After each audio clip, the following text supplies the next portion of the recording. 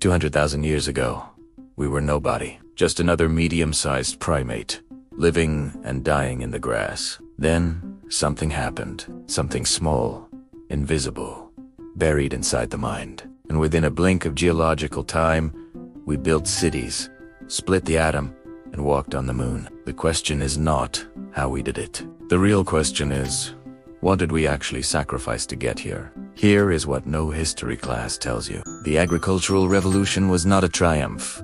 It was a trap. Before farming, humans worked roughly 4 hours a day. They ate dozens of species. They moved freely. After farming, they worked from sunrise to sundown. They ate mostly wheat. They stayed in one place. They got shorter. Their bones deteriorated. Their diseases multiplied. Wheat did not serve humanity. Humanity served wheat. The species expanded. The individual suffered. This pattern keeps repeating. All the way to the open plan office. All the way to your inbox. So, how did we get here? What actually changed? About 70,000 years ago, something shifted in the human brain. Scientists call it the cognitive revolution. What it produced was stranger than any tool or weapon. It was the ability to believe in things that do not exist. Not just to describe a lion, but to carve one. To imagine a lion god. To share that image with strangers who had never met. And to organize a society around it. No other animal does this. A chimpanzee will never be convinced to hand over a banana today in exchange for unlimited bananas in paradise after death. But a human will, and did, and still does. This is the foundation of everything. Religion, money, the nation-state, the corporation. None of these things exist in nature. You cannot find justice in a physics lab. You cannot weigh a corporation in your hand. They exist because enough people agreed and kept agreeing. That they do. Philosophers call it intersubjective reality. Things that are neither purely physical nor purely imaginary, but exist in the shared mental network of millions. Consider money.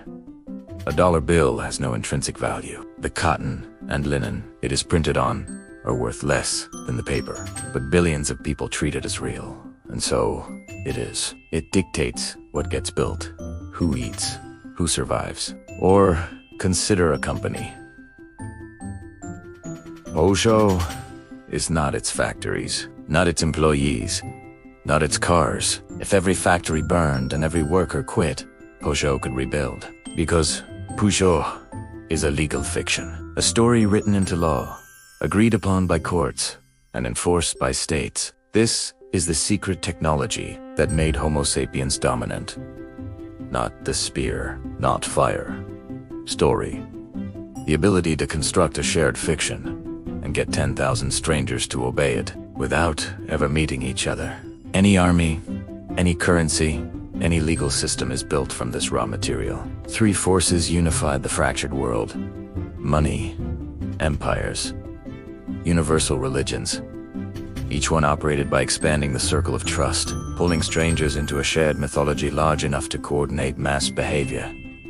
Money is the most elegant of the three. It requires no shared god, no shared language, no shared history, only shared trust in the token itself. A Roman merchant and a Persian trader who despised each other's cultures could still exchange gold. Empires did the rest by force. They standardized laws, roads, languages. They homogenized. They were brutal, yes, but they were also relentlessly integrative. And religions supplied the legitimacy. If the emperor said, "This law is mine," it could be overthrown. But if the priest said, "This law is God's," it became cosmological. Together, these three systems built an increasingly interconnected world. Not because of human kindness, but because of cold economic logic. And here is where it gets uncomfortable. The trajectory of this machine is not toward justice. It is not toward happiness. It is toward scale, toward complexity, toward more. Then, around the year 1500, something unprecedented happened. European maps began to include blank spaces, areas marked simply unknown. Every previous civilization had drawn its map as if it already knew the world. The Greeks, the Chinese, the Arabs, their maps were full. Complete. Certain. European cartographers did something different. They admitted ignorance, and then they set out to fill the gaps. This is the psychological core of the scientific revolution. Not the telescope, not the microscope, the willingness to say, we do not know, yet ignoramus. Latin, we do not know. And this admission, this single psychological shift, unlocked an engine of progress that has not stopped running, but the engine needed fuel. And the fuel was capital. Science proved it could produce power. Power attracted imperial investors. Investors funded more science produced more power. The feedback loop was established, and it accelerated. From astronomy to chemistry to physics to biology to genetics to artificial intelligence. Each iteration more potent, each iteration harder to stop. The final destination of this loop, the defeat of death itself. Scientists today call it the Gilgamesh Project, and it may be closer than it sounds. Now map this onto your own life. The consumerist economy does not sell products. It sells dissatisfaction. It requires you to perpetually want, never to arrive. Social media does not connect people. It engineers comparison. Every platform is an engine for showing you the top fraction of 1% of human experience, designed to recalibrate your sense of your own inadequacy. This is not a glitch. It is the feature. A satisfied human is an economically inert human. The entire system depends on the gap between where you are and where the advertisement tells you that you should be. And here is the deepest cut. The desires you experience as uniquely yours. The places you want to travel. The person you want to become. The life you want to live. These were mostly written for you. By romanticism. By nationalism. By consumerism. By the imagined orders you were born inside of. Your cravings are, in large part, a program running on hardware that is 70,000 years old. Here is the most uncomfortable part of the story. By every evolutionary metric, Homo sapiens is an extraordinary success.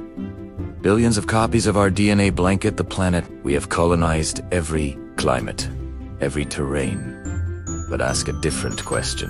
Not, how many of us are there?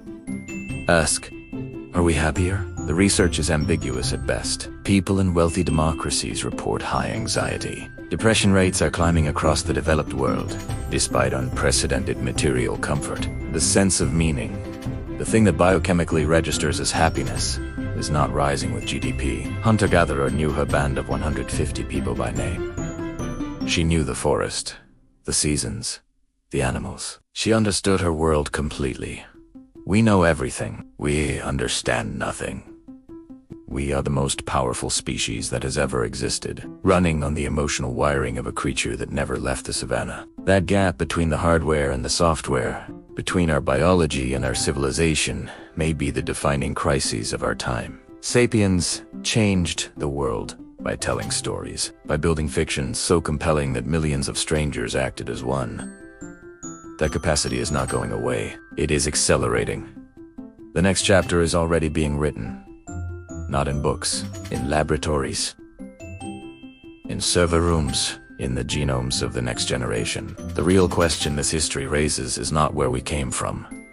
The question is, who gets to write the next fiction? Whose values, whose biases, whose fears and hopes will be encoded into the algorithms and the edited genes that will define what comes after us? That question does not have an answer yet.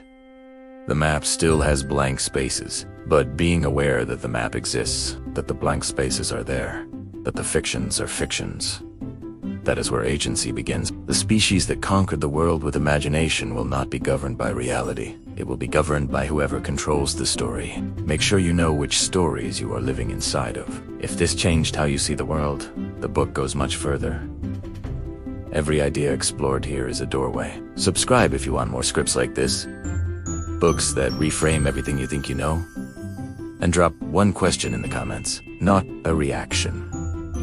A real question. Something disraised that you cannot answer. That is where the real conversation starts.